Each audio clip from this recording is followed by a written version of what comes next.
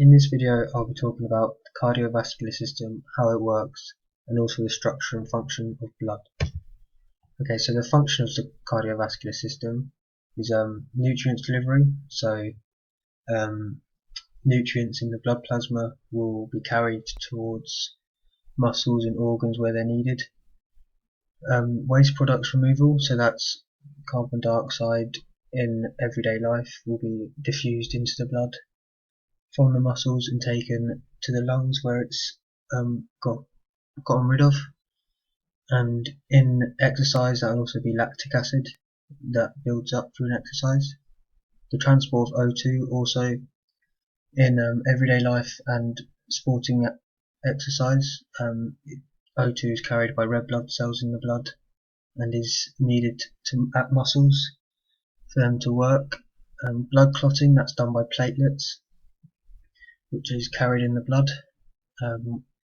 Say if you get a cut or an injury, blood will clot at that place to seal it off.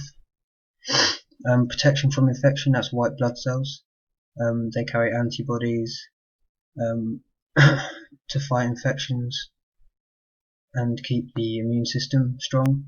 And thermoregulation is more blood will be concentrated in capillaries, moving them closer to skin if the body's too hot, which will cause water to evaporate. Okay, so the cardiovascular system is a double circulation, which means it goes through the heart twice. This is divided up into the systemic circulation, which is from the heart to the muscles and organs in the body and back, and the pulmonary circulation, which is from the heart to the lungs and back. So the pulmonary circulation is, as I said, to the lungs and back, and this starts from deoxygenated blood, which is carried out through the pulmonary artery towards the lungs. These arteries will separate and then separate further into arterioles, which will carry the blood to capillaries in the lungs. These capillaries will diffuse oxygen from the lungs into the capillaries, making the blood from deoxygenated to oxygenated. The blood will then carry from capillaries out into venules, which will then concentrate into veins, and finally the pulmonary vein, which is the final vein which goes into the heart again through the left atrium. The systemic circulation, which is blood travelling to the body. So this is oxygenated blood carried from the left ventricle through the aorta, which is carried, and then the same sort of process as the pulmonary circulation. So it goes arterioles and then capillaries, where the blood diffuses oxygen out of the capillaries into the muscles, so the blood becomes deoxygenated. The blood then goes into venules and then the vena cava finally. Blood from the lower body will go back into the heart via the inferior vena cava, and from the upper body through the superior vena cava. So heart anatomy, this is what the heart looks like. So the heart is made up of two atria, the left atria and right atria, and the two ventricles, left and right ventricles. Between the ventricles and atria there are valves. On the left one is the bicuspid valve, and the tricuspid valve is on the right. These are controlled by papillary muscles and the cordinae tendineae. So when the papillary muscles contract, it pulls on the cordinae tendineae, which opens the valves. And to prevent unwanted flow into the aorta and pulmonary artery, there is the aortic valve and pulmonary valve, which also restricts backflow when the blood does go into them, back into the ventricles. The heart wall is separated into the endocardium, which is the inner layer, the myocardium, which is the muscle, the epicardium, and the pericardium, which is split into three layers, which is the pericardial cavity, parietal pericardium, and the fibrous pericardium. So the conduction system is what happens at the heart, which controls the cardiac cycle. So there's 5 stages to this, which is atrial diastole, which is the filling of the atria, and then further atrial diastole, which was also called the passive ventricular diastole because blood flows into the ventricles. Third stage is atrial systole, which is the contracting of the atria, and then ventricular diastole and ventricular systole. So at atrial diastole, blood flows into the atria via the pulmonary vein and the vena cavas. The bicuspid and tricuspid valves are shut to prevent unwanted flow into the ventricles. Number 2 is atrial diastole. This is when pressure builds up in the atria, and then the bicuspid and tricuspid valves are forced open, causing 70% of the blood to flow into the ventricles. Atrial systoles is when the atria contract, which pushes the final 30% of the blood into the ventricles. The bicuspid and tricuspid valves remain open. So ventricular diastole is when the bicuspid and tricuspid valves are shut, causing the blood to stay in the ventricles and the ventricles to fill. The pulmonary and aortic valve are also shut to prevent flow into these arteries. The final stage is ventricular systole. This is when the ventricles contract. Bicuspid and tricuspid valves remain shut, but the pulmonary and aortic valve are forced open, causing all the blood to be pushed through those arteries. So the ANS influence on the cardiac cycle. So the ANS stands for the autonomic nervous system, which is everything that happens in your body that's not needed, that the central nervous system isn't needed for. So it's everything involuntary. There's two main stages to how the ANS influences the cardiac cycle. The main stage is transmission is sent from the medulla oblongata, and then the second stage is transmissions from the heart, so like what happens at the heart, which includes a sino-atrial node, atrioventricular node, bundle of His, Purkinje fibers, and like contraction of the heart. So the medulla oblongata is the place in the brain which contains all the control centers. In the cardiac cycle, the control center used is the cardiac control center. So this is like the processing center in this sequence. So it will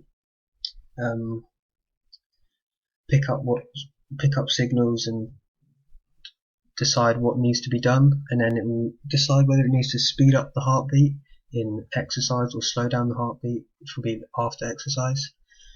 It will then send a nerve down sympathetic nervous system or parasympathetic nervous system according to what it needs to do. Hormones are also, specifically adrenaline, are also used to speed up the heartbeat. So the sympathetic nervous system, if the heart needs to speed up its heartbeat, a signal will be sent down an accelerator nerve, which is a type of sympathetic nerve, and when it gets to the synapse between the nerve and the sinoatrial node in the heart, it will release norepinephrine, which will speed up the heartbeat. And in the terms of hormonal, the signal which is sent down the sympathetic nerve will open adrenal glands, trigger them and cause them to release more adrenaline, which will go into the bloodstream and reach the heart via the bloodstream.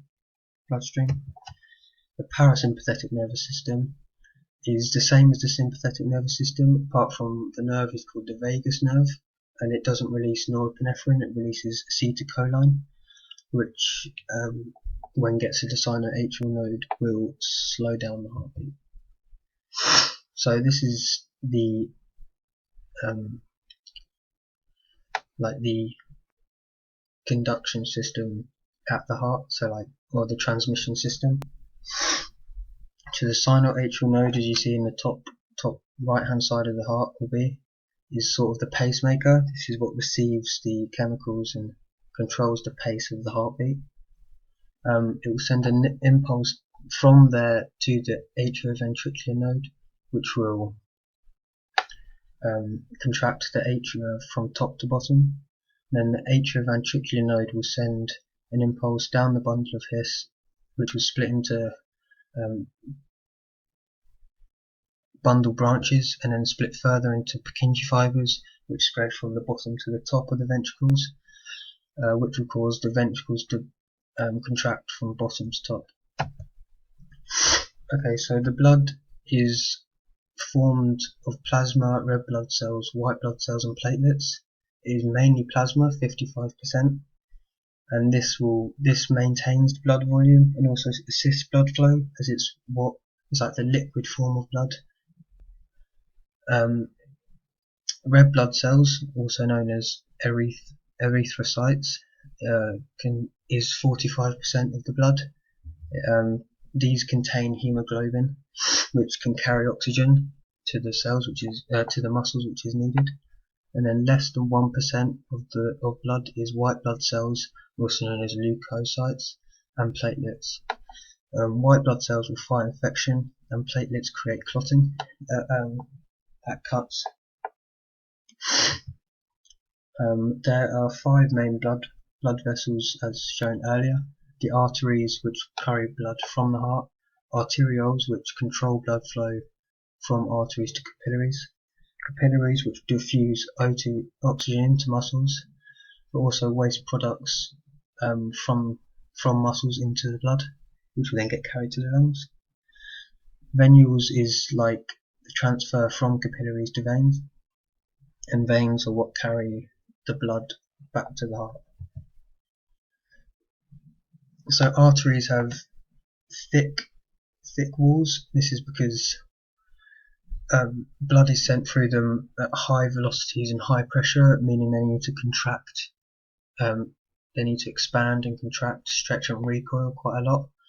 And this high elastic muscle fiber density allows this big stretching and recoiling. They've got a relatively low surface area. This is because it's quite concentrated blood flow to a certain area, and they're controlled by the autonomic nervous system, which means they can vasodilate and vasoconstrict. Arterioles is the next stage. They don't have the external tunica externa, but they do have smooth muscle fibers, which allows for the contraction of the arterioles. There's precapillary sphincters right after arterioles, which help control blood distribution, as when they contract, they stop blood flow. They have quite a high surface area because they need to. They control the blood distribution to the capillaries. So when they dilate, when they constrict, it means blood goes to through another arteriole. They're also controlled by the autonomic nervous system, meaning they can vasodilate and vasoconstrict. They carry oxygenated blood as well as arteries. Capillaries are 1 cell thick. They have the highest surface area, and they have gaps in the capillary walls. This just all makes diffusion from the capillaries into the muscles a lot easier. So there's less room the oxygen has to go through, and also a higher surface area means more diffusion can happen at a time. Venules don't have the muscle fiber and elastic fibers wall part, because they don't need to contract, they don't need to recoil and stretch, because blood travels through them at relatively low pressure. Veins have a really wide lumen and really thin walls. This is because they don't need to. They work against gravity. They carry blood at very low pressure, and they don't need to contract, stretch, recoil, or any of that. They have pocket valves which prevent backflow, as they work against gravity when they carry blood from the body to the heart.